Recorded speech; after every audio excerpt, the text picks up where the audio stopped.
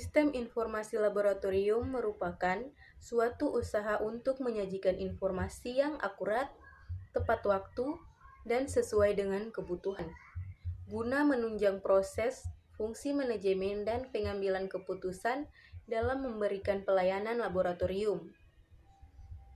Penerapan sistem informasi ini diharapkan untuk dapat meningkatkan mutu, khususnya pelayanan dalam laboratorium. Sistem informasi laboratorium ini dapat juga digunakan di klinik, rumah sakit, dan laboratorium patologi klinis.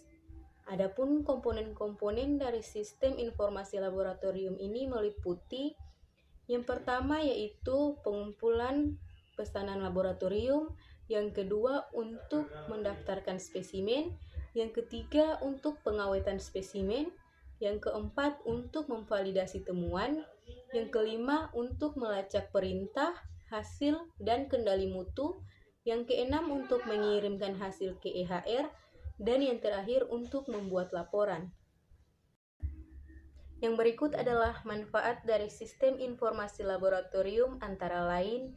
Yang pertama yaitu mengurangi biaya, yang kedua untuk membuat laporan yang disesuaikan dengan kebutuhan. Yang ketiga untuk membantu mengidentifikasi tren, pola, dan wawasan dari data laboratorium. Yang keempat untuk membantu mengelola inventaris dengan lebih efisien. Dan yang terakhir adalah untuk membantu kinerja operasional secara real time. Dengan menerapkan sistem informasi ini diharapkan nantinya dapat meningkatkan mutu, khususnya pelayanan laboratorium, dan menunjang tugas pokok dan fungsi laboratorium. Selain itu, penerapan sistem informasi ini juga dapat meningkatkan motivasi pegawai dalam melaksanakan tugas sehari-hari. Pelayanan dan penyebaran informasi kepada publik menjadi lebih cepat, dan hasil pengolahan data dari sistem informasi ini dapat menjadi dasar dalam pengambilan keputusan. Pembuatan dan pelaporan hasil pemeriksaan laboratorium di BBTKLPP sebelumnya hanya menggunakan format Microsoft Office, yang kemudian beralih ke sistem informasi laboratorium, sehingga membutuhkan penyesuaian pada masa transisi yang dibagi beberapa pegawai, menimbulkan konflik dalam proses adaptasi.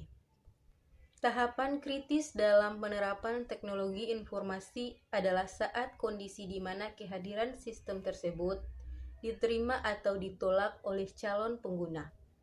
Penghambat proses adaptasi ini terjadi disebabkan adanya kecenderungan perbedaan persepsi mengenai manfaat dan kemudahan dari teknologi informasi baru untuk digunakan.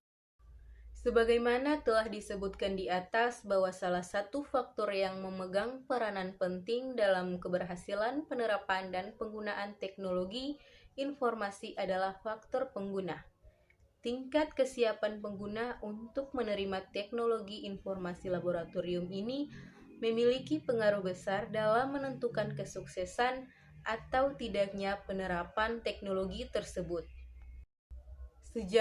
Sejauh ini, TAM merupakan sebuah konsep yang dianggap paling baik dalam menjelaskan perilaku user terhadap sistem teknologi informasi terbaru.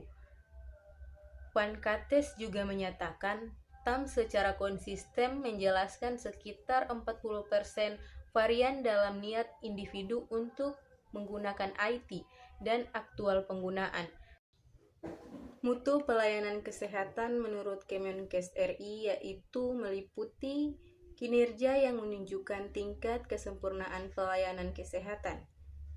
Tidak saja hanya memberikan kepuasan kepada pasien dan keluarga sesuai dengan kepuasan rata-rata penduduk, tetapi juga sesuai dengan standar dan kode etik profesi yang telah ditetapkan. Sedangkan menurut WHO 1988, mutu pelayanan harus sesuai dengan standar intervensi yaitu aman, terjangkau oleh masyarakat yang membutuhkan, dan diproduksi untuk mengurangi kematian, ketidakmampuan, dan gangguan gizi.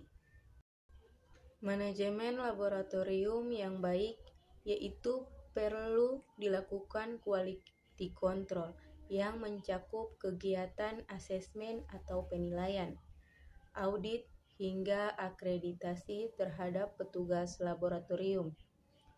Kemudian pengujian alat pemeriksaan dalam laboratorium sampai kepuasan pelanggan. Quality control sangat penting dilakukan dalam pemantauan dan evaluasi aktivitas sistem manajemen mutu di dalam laboratorium. Hasil akhir quality control adalah menemukan akar permasalahan dan melakukan perbaikan dan penanggulangan. Quality control atau pengendalian mutu adalah kegiatan sehari-hari yang dilakukan oleh operasional teknik dan kegiatan yang dilakukan untuk memenuhi persyaratan kualitas, untuk memantau, mengevaluasi, dan menindaklanjuti agar persyaratan mutu yang ditetapkan tercapai. Produk, proses, service, inspection, testing, dan sampling. Metode dan prosedur operasional laboratorium harus adu, mulai dari perencanaan pengambilan sampel, penanganan, pemeriksaan, atau kalibrasi, sampai pemberian laporan hasil ke pelanggan.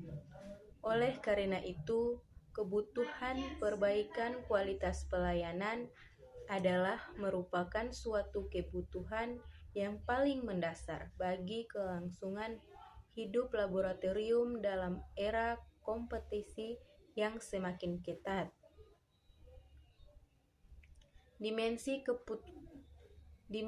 kepuasan pelanggan terhadap pelayanan laboratorium diantaranya adalah yang pertama yaitu perlindungan atas kerahasiaan informasi dan hak kepemilikan pelanggan terhadap data.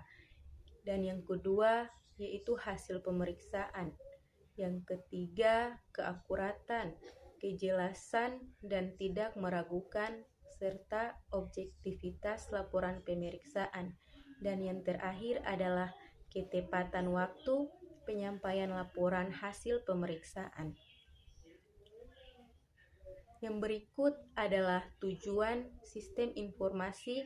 Yang pertama adalah menyediakan informasi untuk membantu pengambilan keputusan manajemen. Yang kedua adalah untuk membantu petugas dalam melaksanakan operasi perusahaan dari hari ke hari. Yang ketiga, menyediakan informasi yang layak untuk pemakai pihak luar perusahaan. Mutu pelayanan kesehatan menurut Kemenkes RI yaitu meliputi kinerja yang menunjukkan tingkat kesempurnaan pelayanan kesehatan, tidak saja yang memberikan kepuasan kepada pasien dan keluarganya sesuai dengan kepuasan rata-rata penduduk, tetapi juga sesuai dengan standar dan kode etik profesi yang telah ditetapkan.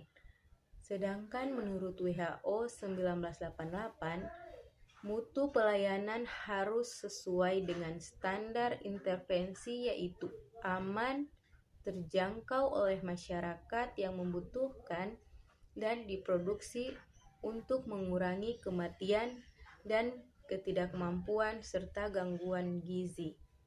Berdasarkan cara kerja dan untuk mempermudah dalam memahami serta mengembangkan suatu sistem, maka sistem memiliki karakteristik yang dibagi menjadi 9 macam, yaitu yang pertama adalah komponen sistem. Komponen sistem sendiri terdiri dari sejumlah komponen yang saling berinteraksi dan bekerja sama untuk membentuk suatu kesatuan.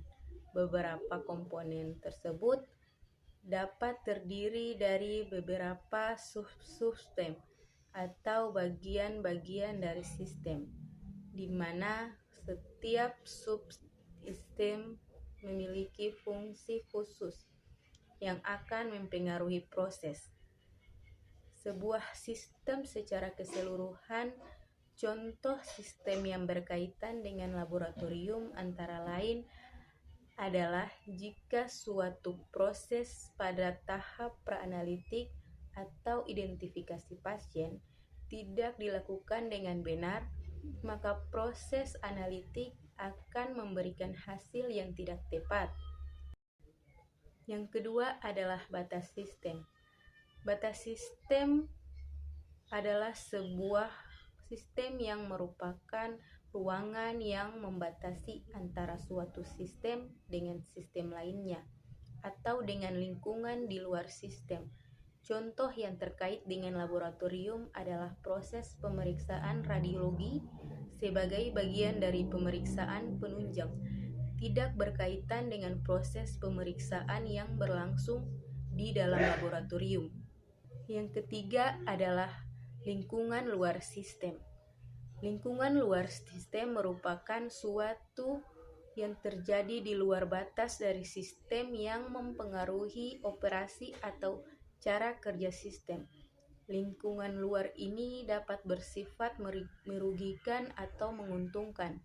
Contoh yang terkait dengan laboratorium adalah jika pada proses pendaftaran pasien data yang diisi tidak benar, maka akan berpengaruh terhadap kesalahan dalam pengambilan darah.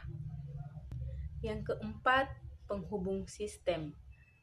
Penghubung sistem merupakan penghubung antar subsistem yang memungkinkan beberapa sumber data dapat mengalir satu subsistem ke subsistem lainnya.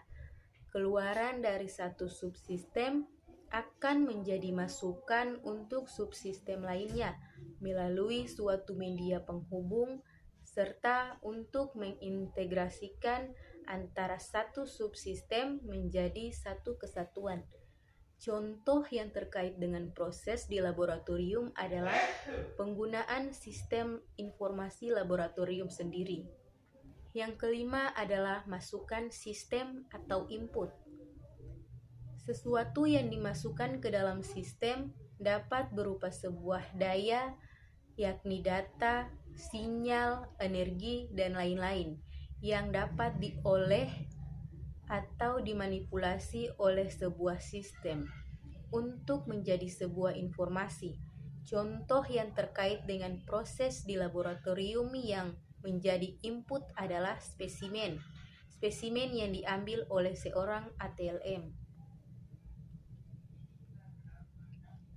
Yang berikut adalah pengelolaan sistem atau proses.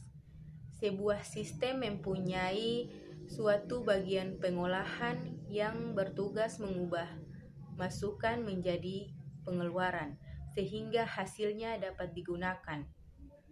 Suatu sistem informasi akan mengolah masukan beberapa data menjadi keluaran berupa informasi. Contohnya yang terkait dengan proses di laboratorium adalah dilakukan pemeriksaan terhadap spesimen. Ketujuh adalah keluaran sistem atau output. Hasil dari masukan yang telah diolah akan diubah menjadi keluaran yang berguna. Hasil dari keluaran sistem berupa sebuah informasi yang berbentuk laporan, yakni grafik, angka, narasi, gambar, dan lain-lain, yang dapat digunakan sebagai bahan masukan dalam pengambilan keputusan. Kesimpulan dari materi ini adalah teknologi informasi laboratorium medik merupakan solusi yang efektif untuk meningkatkan efisiensi, akurasi, dan kecepatan dalam proses pemeriksaan laboratorium dengan implementasi TLM yang baik di laboratorium. Sekian materi dari saya.